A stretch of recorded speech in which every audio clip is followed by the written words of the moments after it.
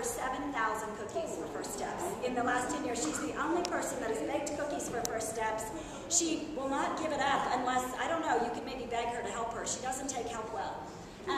Anyway, but the children get their cookie. This is to say, we love you. We give them a cookie rather than a granola bar because a cookie says, we get it. Kids still like sugar.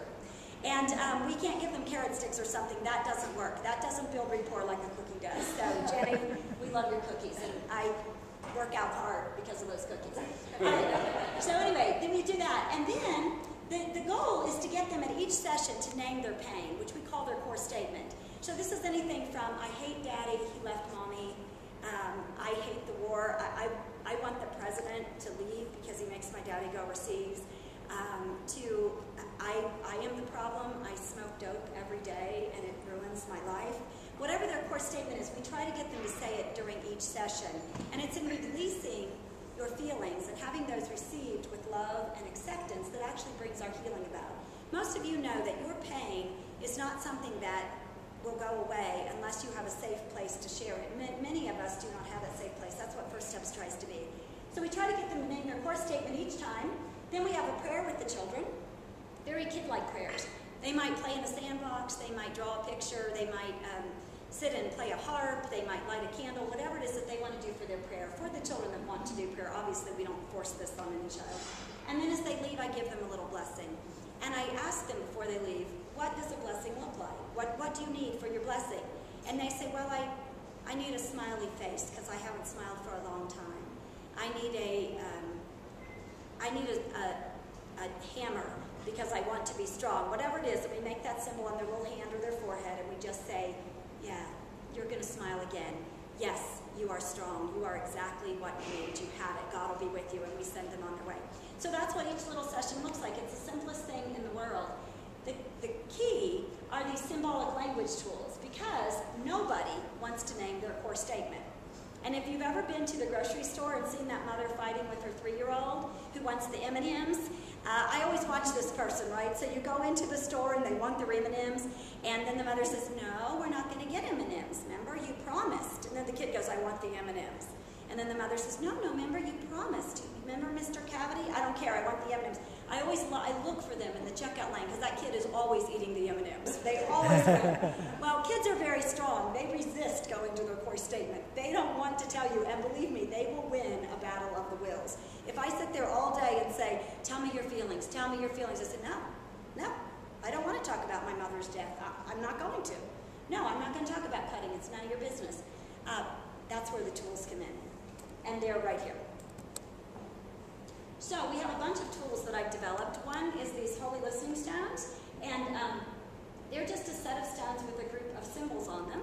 And the children, it breaks the tension between us. So if Bob came to talk to me, and I'm saying, tell me your feelings, no, tell me your feelings, no. I say, can you show me? I lay these rocks down, and he starts picking out rocks that show me his feelings.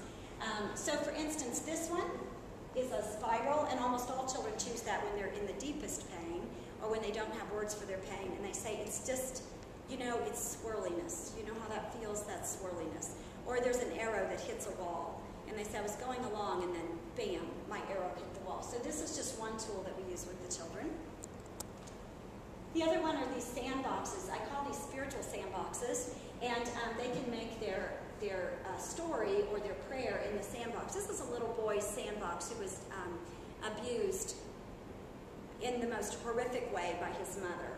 His mother was in prison. And this child was about 7 years old, and he was like borderline split personality because he had been so abused by his mother. But he said, my life is swirly. You see how he has so many swirls in there? The pipe cleaners are swirly, the marbles are swirly, everything's swirly. And in the middle is a swing.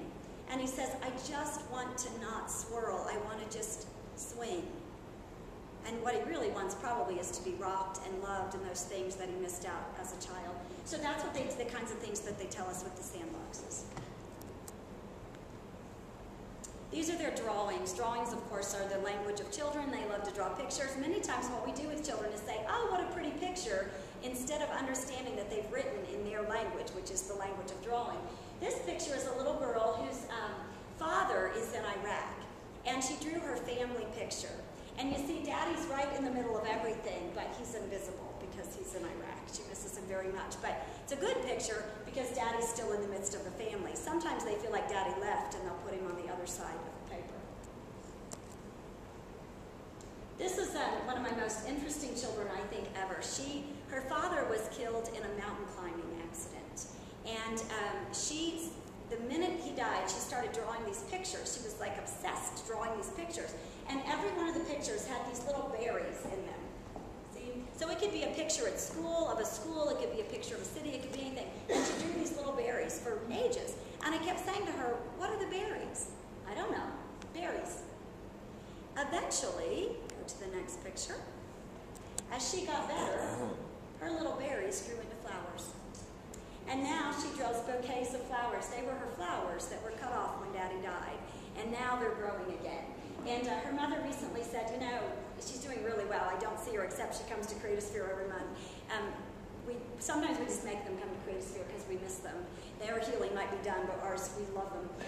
Anyway, she comes to Creatosphere and her mom said, you know what, it's funny, she doesn't draw those little flowers and berries anymore. She's moved on from that. So you see how these tools work? They just help them take what's inside and put it into words using their own language. So again, here's our model of healing. They come in, everything's okay.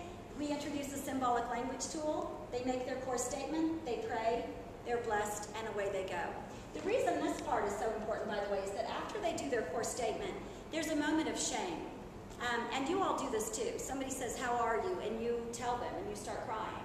And then you get done and you think, oh, they just wanted me to say fine, and I have dumped my soul on them. Or I've even been to therapy and really opened up to a therapist and got in my car and thought, she thinks I'm a nut. She's going to, like, you know, I mean, and I'm at therapy already, but I'm thinking, oh my gosh, I can't believe I just said that. Children do the same thing. And so in the prayer and the blessing time, we sit with their core statement so that by the time they leave, they think, wow, I really did a good thing in there. I was brave, and Leanne heard it, Jocelyn heard it, Nora heard it, and I'm still okay. My peers heard it at Creatosphere, I'm still okay. So it's just a time for them not to shame out about their core statement. What's the asterisk between the core statement and the prayer? Oh, that just says that the prayer tools are the same as the symbolic tools. So we use the same things. They can use the rocks, they can use the drawings, they can use whatever. It's that kid-friendly stuff that people think is sort of cute, you know, oh, you let them color. That's their language. So it would be like somebody coming to my center and speaking French and me speaking English to them. That's not going to work. So, but when we do this, when we use their symbolic language, they can speak in their own language. So it's like giving them tools to speak their language of childhood and teenage. Teenagers, you know, they don't use drawings and stuff. They bring us their stuff written all over them. They got tattoos up their arms. They've got clothing that they've written on. Teenagers are the best because you don't even have to have them draw or anything. You just have to have them roll up their sleeves. And they tell you, yes, they tell you everything from the shoes they wear to the earrings that they choose to what they have on their iPhone. All those are symbolic language tools. So this is just a breakdown of who we serve. Most of them are younger children. Well, actually, it's pretty straight across the board. And it varies, you know. And the college kids, we don't typically see college kids. But if you've been to First Steps and then you go to college, you don't want to stop, then we take you. We don't cut anybody off at any age. I guess I'll be seeing people when they're 40 years old. I don't know how it works. But. These are some of the hurts that they bring. 25% of our kids talk about a death that they've had, 19% divorce, and then the others are kind of broken up, and they all kind of go together. So you might be going through a divorce and have drug and alcohol issues because of it, so we didn't break down. It's too hard to break them all down. These are just some testimonies. You know, you look at statistics, but then there are actual children that these are the stories of. So I just brought some of their little testimonies that they've written for us.